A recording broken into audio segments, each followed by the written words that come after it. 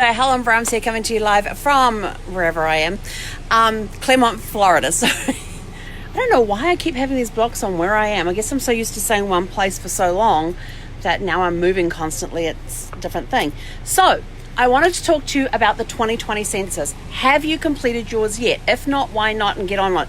You can do it online, by mail, or by phone. And why is this important? Well, the government takes all these statistics and use them for different various things. And if you want to know all of that, you go to 2020census.gov. And there they've got all the explanations about the questions they're asking and why they're asking them, how they're going to be using the information and all of that. Now, I just completed my 2020 census online, which was very interesting compared to some of the census they used to ask us years ago. Like, for example, the last census they released available for genealogy research and stuff was 1940. They released them every 72 years. So the 1950 census won't be released until 2022. But on the 1940 census, they were asking questions like, were you born here in the States, or were you born somewhere else? If you were born somewhere else, where were you born? They were asking about citizenship questions. 2020, no citizenship questions. So they're not even asking if you're a citizen of the United States taking part in the census. The other thing that I found interesting is that they didn't ask your occupation on the 2020 census. As far as I recall, from all of the census I have seen that have been released, they've always asked that question. I can't remember what was asked in 2010 or 2000 because I don't remember back that far. Actually, I think 2000 they did ask that, and I can't find that out for 72 years. I'll be 105 by then. Oh, no, I'll be in my hundreds by then anyway. So it's very interesting that they're not asking what people's occupations are. And the other question I found interesting is that because I put that I am a solo person living in my home, they did not ask my marital status. They didn't ask me if I was single, widowed, married, or divorced. I'm a single person living by myself. But if you put down that you have more than one person in the house, they want to know what's the relationship with that other person. Are you married to them? Are you just living with them? Are they friends? Are you in a relationship with them but not married? Are you same-sex relationship but not married? Are you opposite sex but not married? Are you opposite sex and married? Are you same-sex and married? Are you a child? Are you an adopted child? Are you a stepchild? They're asking, are you just friends? Are you aunts, uncles, siblings? They're asking like all the relationship questions there, and I'm like, well, blow me down. I'm here by myself, and you haven't asked me my marital status? Huh. So I was highly offended on that one. But that's it. They don't want to know if you're married, divorced, or widowed. They do if you are living with somebody else, but not if you're by yourself. So I thought that was kind of interesting. But some of the questions that they asked, like they went into, are you of Hispanic, Latino, or Spanish? Are you from any of those countries? So they had the ethnicity question, and then they had the race question. On the race question, they had a whole bunch listed. And if you checked white, you could then have a box there when you're online, and you can put in what your origins are. So, of course, even though I'm from New Zealand, my origin is English, Scottish, Irish, and Cornish. So I threw all of that in there. Let them figure that one out. But they had like all the Asian countries listed, and they've got a really good guide there that tells you how to fill out the form as to what and when it comes to your race, what do you identify with, which I thought was kind of interesting.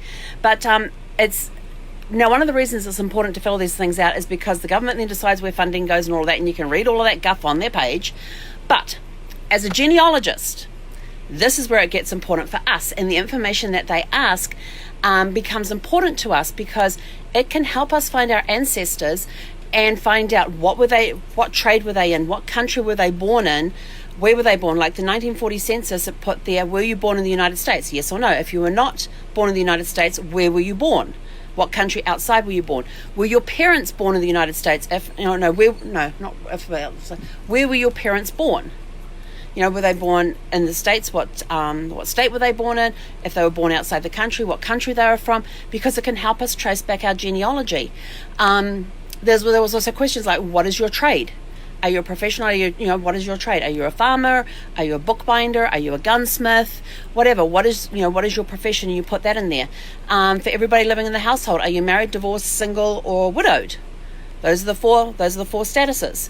What is your age at the time of census? Which they ask us too, so you can then estimate when that person was born. But there's all these questions that they answered on the 1940 census, and all they've got on this one is, let's see if I've got my list written down here.